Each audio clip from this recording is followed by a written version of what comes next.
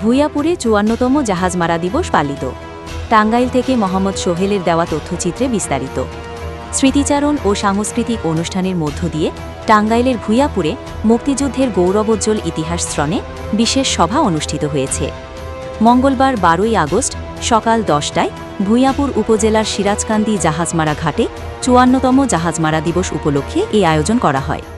উপজেলা মুক্তিযোদ্ধা সংসদের ব্যবস্থাপনায় আয়োজিত অনুষ্ঠানে মুক্তিযুদ্ধের স্মৃতিবাহী এই দিনটিকে স্মরণ করে বীর মুক্তিযোদ্ধা, স্থানীয় নেতৃবৃন্দ ও সুধীবৃন্দরা একত্রিত হন। উপজেলা নির্বাহী অফিসার মোহাম্মদ আবু আবদুল্লাহ খানের সভাপতিত্বে অনুষ্ঠিত সভায় প্রধান আলোচক হিসেবে বক্তব্য রাখেন বিশিষ্ট আইনজীবী ও মুক্তিযুদ্ধের গবেষক অ্যাডভোকেট আব্দুল খালিক মণ্ডল। বিনা অস্ত্রের নাকি অস্ত্রের সাথে অস্ত্র যুদ্ধ হয়েছে, ২৪-এ হয় নাই, ২৪-এ হয়েছে যে আমি বুকের ভিতরে অনেক ঝড়, বুক পেতেছি, গুলি কর নাকি, হ্যাঁ আমার গুলি কর, তবু আমি যাব না। তার এই দেশপ্রেম, এটাকেও কোনো ক্রমে অবমূল্যায়ন করা যাবে না। কিন্তু তাই বলে এটাকে স্বাধীনতা বলা যাবে না। স্বাধীনতা একবারই হয়েছে, সেটা ১৯৭১ সালে। কাজে ৭১-এর স্বাধীনতাকে কোনোভাবেই গ্রহণ করা যাবে না। আজকে ২৪-এ যেটা হয়েছে সেটা হয়েছে স্বৈর শাসকের পতন।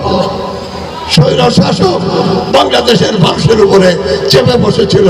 সেই স্বৈর শাসককে জনতা, ছাত্র জনতা বিপ্লব করে, বিদ্রোহ করে এটাকে মূলোৎপাটন করে দিয়েছে। কিন্তু তাই বলে দ্বিতীয় স্বাধীনতা বলা যাবে না। যদি তা হয়, এটাকে যদি দ্বিতীয় স্বাধীনতা বলা হয়, তাহলে ৯০-এর যে গণ অভ্যুত্থান, স্বৈরাচার হোসেন মোহাম্মদ এরশাদের বিরুদ্ধে ডাক্তার মিলন শহীদ হয়েছে, যারা আত্মাহুতি দিয়েছে, তারা কোথায় যাবে? তাহলে ওটাও কি স্বাধীনতা? তাহলে বাংলাদেশ কয়বার স্বাধীন হবে? প্রিয় বন্ধুরা আমার, কাজেই এটাকে স্বাধীন বলা যাবে না। ৯০-এর গণ অভ্যুত্থান, সেটাও স্বৈরাচারের বিরুদ্ধে গণ অভ্যুত্থান হয়ে দেশকে স্বৈরাচার মুক্ত করা হয়েছে। আবার ২৪-এর গণ অভ্যুত্থান, এইটাও স্বৈরাচারকে উৎখাত করে বাংলাদেশে আবার পুনরায় গণতান্ত্রিক সরকার প্রতিষ্ঠিত করার জন্য পদক্ষেপ গ্রহণ করা হয়েছে। তিনি ১৯৭১ সালের ১১ই আগস্ট সংঘটিত জাহাজমারা যুদ্ধের ঐতিহাসিক তাৎপর্য তুলে ধরে বলেন, এই যুদ্ধে মুক্তিযোদ্ধারা পাকিস্তানি বাহিনীর ২টি যুদ্ধজাহাজ দখল করে বিপুল পরিমাণ অস্ত্র উদ্ধার করেছিলেন। পরবর্তীতে শত্রুর হাতে পুনরায় চলে যাওয়ার আশঙ্কায় ধ্বংস করে দেওয়া হয়, যা জাহাজমারা নামে পরিচিতি পায়। অনুষ্ঠানে ভূঁইয়াপুর মুক্তিযোদ্ধা সংসদের কমান্ডার সহ স্থানীয় মুক্তিযোদ্ধারা উপস্থিত থেকে তাদের অভিজ্ঞতা বর্ণনা করেন। বক্তারা জাহাজমারা যুদ্ধকে মুক্তিযুদ্ধের অন্যতম শ্রেষ্ঠ অধ্যায় হিসেবে উল্লেখ করে এই দিবসটিকে রাষ্ট্রীয় মর্যাদায় পালনের দাবি পুনর্ব্যক্ত করেন। স্মৃতিচারণ পর্ব শেষে মনোজ্ঞ সাংস্কৃতিক অনুষ্ঠানের আয়োজন করা হয়, যেখানে স্থানীয় শিল্পীরা মুক্তিযুদ্ধভিত্তিক গান, নৃত্য ও কবিতা পরিবেশন করে দর্শকদের মুগ্ধ করেন।